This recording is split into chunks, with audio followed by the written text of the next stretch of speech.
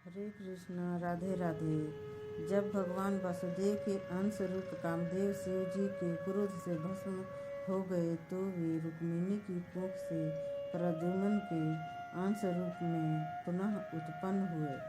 संबर नामक असुर ने इन्हें अपना शत्रु मानकर प्रसूति गृह से ही, जब ये 10 दिन के भी नहीं थे, उनका अपहरण कर लिया। उसने प्रद्युम्न को समुद्र में फेंक दिया और फिर अपने राज्य को चला गया। एक बलशाली मछली प्रद्युम्न को निगल गई, जिसे मछुआरों ने जाल में फंसा लिया।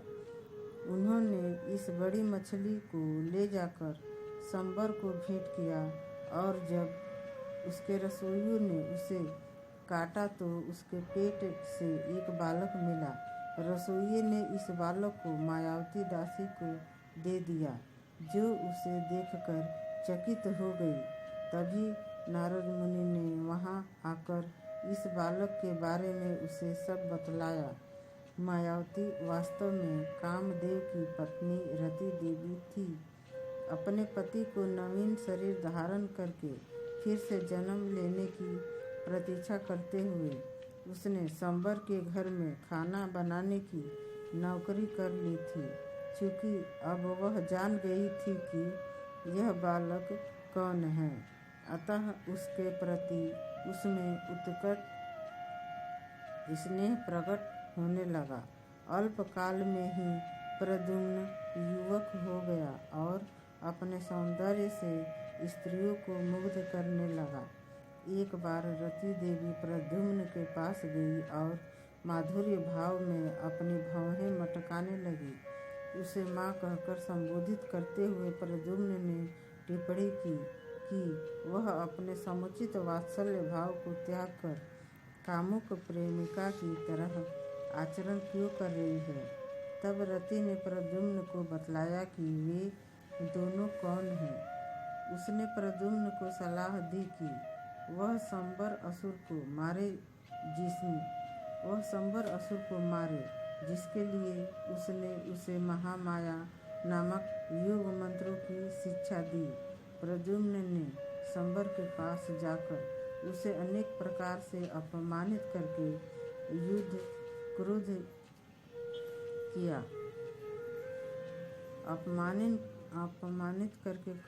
किया तथा लड़ने के लिए ललकारा। इस पर संबर ने क्रुद्ध होकर अपनी गदा उठाई और बाहर निकल आया। उसने प्रद्युम्न पर अनेक जादू टोने किए, किंतु प्रद्युम्न ने महामाया मंत्रों के बल पर उन सबों को छूमंतर कर दिया और तब अपनी तलवार से संबर का सिर छिन्न कर दिया। उस समय रति देवी आकाश में प्रकट हुई और वह प्रद्युम्न को द्वारका ले गई। जब प्रद्युम्न तथा उसकी पत्नी कृष्ण के अंतःपुर में प्रविष्ट हुए तो अनेक सुंदरी स्त्रियों ने सोचा कि वे साक्षात कृष्ण हैं। उनका रूप तथा वेश भगवान जैसा ही था। वे स्त्रियां लज्जावश इधर उधर भागकर छिप गईं, किंतु थोड़ी देर बाद उन्हें प्रद्युम्न तथा कृष्ण के रूपों में थोड़ा अंतर दिखा तो वे समझ गई कि यह कृष्ण नहीं है। अतः उन्होंने चारों ओर से उन्हें घेर लिया।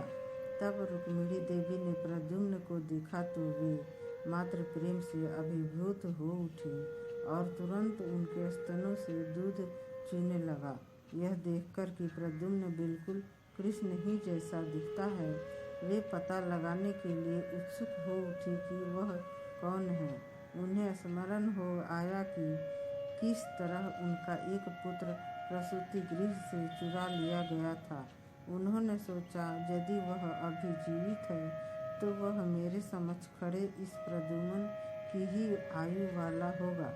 जब वे इस तरह सोच विचार कर ही रही थी, तभी कृष्ण देवकी तथा वासुदेव के साथ वहां आ गए।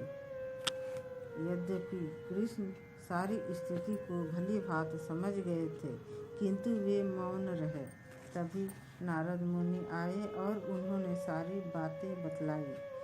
सभी लोग यह वृत्तांत सुनकर चकित थे और उन्होंने परम प्रसन्नतापूर्वक प्रद्युम्न को गले लगा लिया। क्योंकि प्रद्युम्न का सौंदर्य कृष्ण के सौंदर्य से काफ़ी कुछ मिलता जुलता था, अतः प्रद्युम्न के प्रति मात्र स्नेह रखने वाली स्त्री उन्हें अपने प्रेमी के रूप में देखने लगी। चूँकि वे कृष्ण के हूबहू प्रतिबिंब थे, अतः उनका इस प्रकार से उन्हें देखना स्वाभाविक था। हरे कृष्ण।